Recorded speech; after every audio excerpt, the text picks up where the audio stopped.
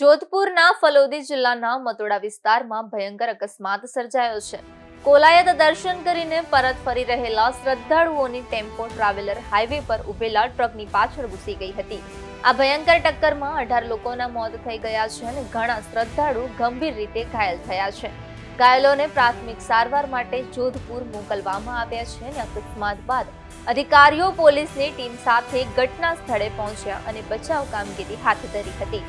ભયંકર દુર્ઘટનાને પગલે સમગ્ર વિસ્તારમાં શોકની લહેર પ્રસરી ગઈ છે. જોધપુરના સરગાસથી બીકાનેર કોલાયત દર્શન કરીને પરત ફરી રહેલા શ્રદ્ધાળુઓની ટેમ્પો ટ્રાવેલર રોડ પર ઉભેલા એક ટ્રેલરમાં ઘૂસી ગઈ હતી. ટક્કર એટલી જોરદાર હતી કે બસના કુરચા ઉડી ગયા હતા. દુર્ઘટનામાં 18 લોકોના ઘટના સ્થળે જ મોત થઈ ગયા છે, જ્યારે ઘણા લોકો ગંભીર રીતે ઘાયલ થયા હતા. બસમાં ફસાયેલા લોકોને ભારે જહેમત બાદ બહાર કાઢવામાં આવ્યા હતા.